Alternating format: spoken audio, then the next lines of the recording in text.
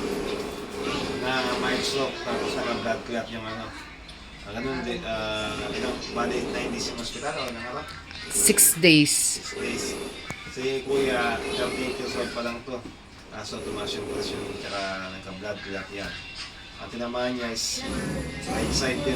Yan, Tsaka yung mata niya isa Kaya malaki. yung matatagang, parang Bell's palsy yan eh. Makukubit, kubit ka, parang mangingiwi ka. Kaya yung mga tinamaan niya. Yan o. Kalate, wala pa yan nagtanggulay. Documentary ko to kasi day 1 to day 8 to day 12. I-upload natin to na naglalakad na siya tsaka nakagalaw na siya. Simulan na natin. Pati pala salita niya, medyo mapektong konti. Pero nakapagsalita ng pero may konti lang sabi. Ayusin din natin yun. I-speech therapy natin. Sige. Yan guys, good morning. Ngayon kung natatandaan nyo si Rambo Garcia. Ano ito yung pangalan mo kasi? Renan Garcia. Naka-bedridden na ito dati, hindi mo makalakad. Pero ngayon, medyo pangapag namin session pa na to. Tinapos ko na siya mga barrel therapy, puro stretching na lang. Papakita sa inyo kung anong nagbago ngayon. Dati, ito yung nadali, kanan ang nadali niya. Itaas mo to. 5, 1, 2, 3, 4, 5. Yan guys, ito yung nadali niya, itong kanan na to. Taas mo ganyan. Ngayon, kahit pa paano na kumontrol niya, taas mo 5. 1, 2, 5. Okay. Ito, taas mo ito kamay mo. 1, 2, 3, 4. Yan guys, makita nyo yung mga pinagkaiba. Dating nakahiga lang sa kama. Ngayon, maganda yung improvement niya. Progress niya maganda sa loob ng 4 na session lang. Guys, siya pala kaya pala may tali siya dito. Minsan yung sa mata niya. Siguro ipapasilip yung ugat ng mata dahil medyo nag-blur ng kita niya. Pero ang natin dito, main focus natin yung mga ugat niya para makalakad, makaupo ng maayos, makalakad ng maayos para mabalik yung dating normal niya. Si Rambo Garcia pala, so Renan Garcia, na mild stroke to. Kanan ang nadali sa kanya. Yung na mild paralyze sa kanya, kanan. Kung matatanda nyo, papakita ko ng video, nakahiga lang ito ginagawa ko. Pero may papakita ko sa inyo, tapusin ko lang yung bago natin sa kanya.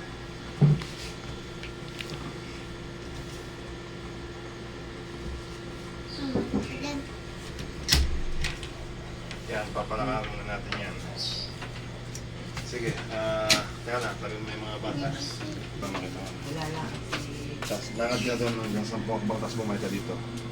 Ayan guys, nakakbang na. Pero may, ano pa rin, paper tag natin yan kasi nakapat pa lang tayo. At least, maganda improvement niya. Okay, sige. Okay, sige po. Ano? 38. 38, oh. Kumusta lang yung pakiramdam ngayon? Kasi kasama na yung hindi pa talaga na ano ang lahat, pero may magandang improvement na paano nakapaglaanap. Yan, gaya na sabi ko, nasa, kumbaga sa 100%, nasa 70 to 80% na kami kasi malaki improvement niya. Yun lang, yung kanan niya medyo hindi niya pa masyadong control o kasi yung ugat yan dapat full recovery 100%, nasa 70 to 80% pa lang. Lahat yan, makukontrol yung mga ugat yan. Basta continuous namin yung overall therapy namin, naka 4 session pa lang kami. Mga 1 month o 1 session o 10 session, papakita ko sa inyo. Ito yung pang-4 na session na test namin yun. Okay, ganyan mo ito, yung kanan. Thumbs up. Oo, yan siya tinamahin, nagpapatapos na po. Okay guys.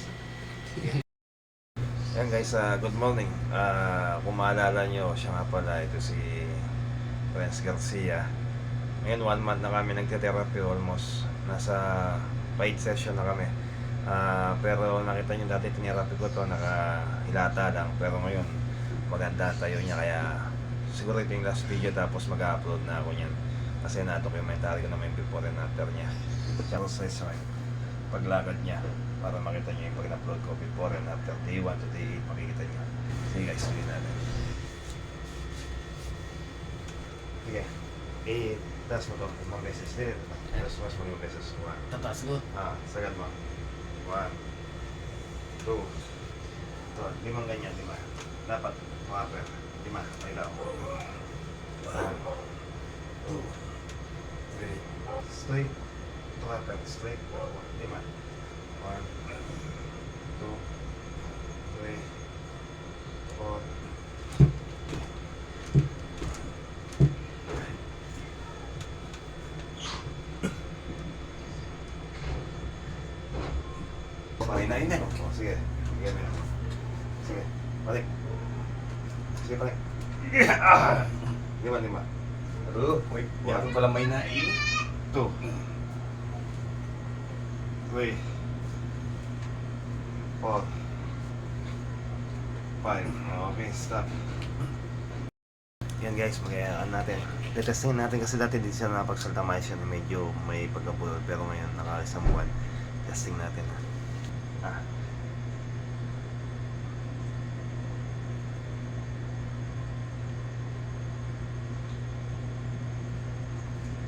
Ah.